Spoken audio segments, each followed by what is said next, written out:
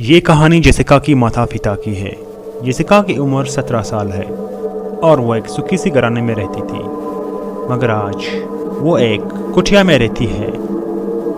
बदकिस्मती से चंद दिन पहले इसकी माँ का बुरी तरह से एक्सीडेंट हो गया।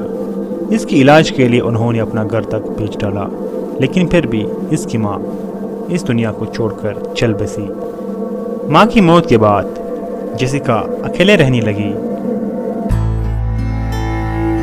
रातों को भी वो अकेली गलियों में घूमती नजर आती थी। एक रात उसकी पिता उसे अकेला देख के बहुत परेशान हुआ और कहा कि बेटा, हम कल म्यूजियम और पार्क जाएंगे। ये सुन के जेसिका बहुत खुश हुई और अगले ही सुबह वो जाने के लिए निकल पड़े। वो दोनों बहुत खुश लग रहे थे। पार्क पहुंचकर वो घूमे फिरे और फिर इसका फादर कहीं बैठ गए और जेसिका को उसकी माँ के बारे में बहुत सारी बातें बताई।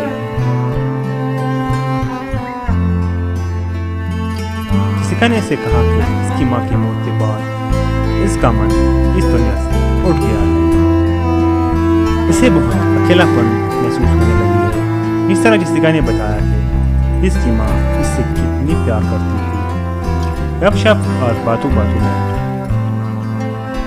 इतना ही नहीं, हर रात को वो सोने से पहले मुझे थ्रिल और हॉरर स्टोरी सुनाया करती थी और इसका पिता बार बार इसका ध्यान भटकाया करता था। गपशप और पुरानी यादों और हंसी मजाक में रात हो गई।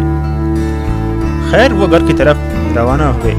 जेसिका को आज एक बात बहुत अजीब लगी, क्योंकि इसका पिता आज बार बार उसे चुपके से देख रहा था और उसे उसकी माँ के बारे में बता रहा था, जो आज से पहले उसने कभी नहीं किया।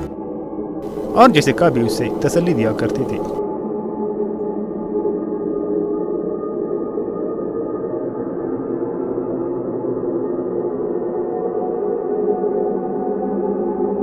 जेसिका के पिता ने अचानक बीच रास्ते में ही गाड़ी रुकी और कहा कि वो यही सामने जंगल में टॉयलेट करके आता है।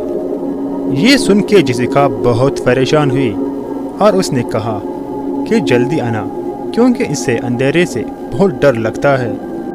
जेसिका गाड़ी में ही अपने पिता के इंतज़ार करने लगी। इंतज़ार करते करते उसे आधा घंटा गुजर गया, लेकिन वो वापस नहीं आया।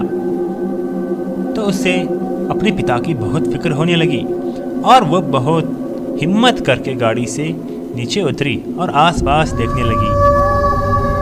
चांदनी की रोशनी में हर चीज़ साफ साफ दिख रही थी और फिर एकदम सामने जंगल से उसकी बाबा की चीखें सुनाई दी।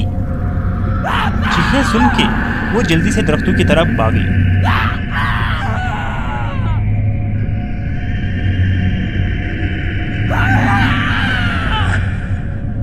आसपास देखने लगी। जब वो थोड़ा सा और घने जंगल में गई तो उसका पिता एक घने दरख्त के पीछे से होते हुए सामने आया और कहा कि बेटा, तुम यहाँ क्यों आई हो?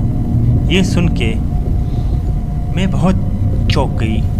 जेसिका ने इसे बताया कि तुम्हारी चीखें सुन के वो यहाँ तक आई है। ये सुन के उसके पिता जल्दी से जेसिका को गाड़ी में उठाया और गाड़ी को चलाना शुरू कर दिया। लेकिन रास्ते में उसके पिता ने उसे बताया कि उसने तो कोई चीखें नहीं लगाई है।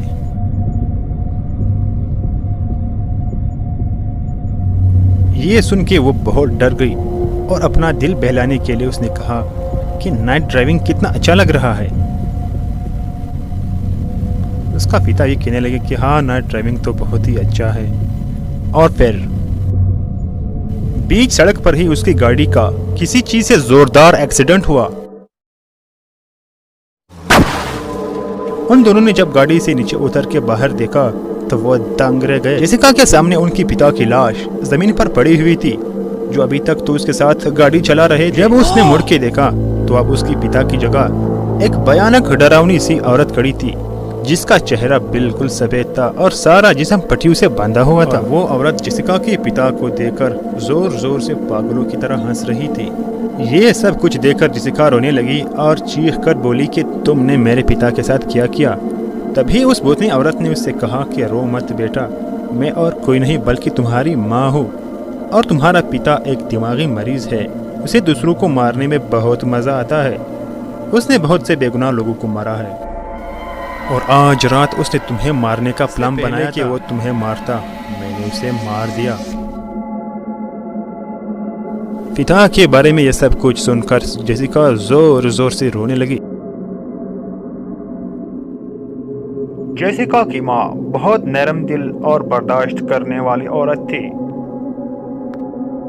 माँ ने उसे ये भी बताया कि वो रोज रोज उसे मारता था और हमेशा लड़ाई झगड़े करता रहता था।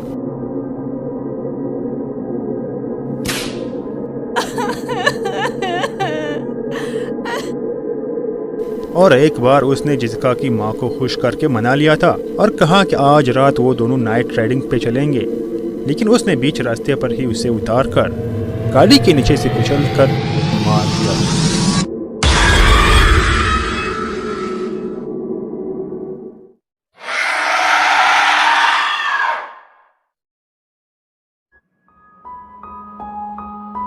अगर आपको ये वीडियो पसंद आई तो आप वीडियो को लाइक करें और चैनल को भी सब्सक्राइब करें ताकि मैं आपके लिए इसी तरह हॉरर स्टोरीज लाता रहूं।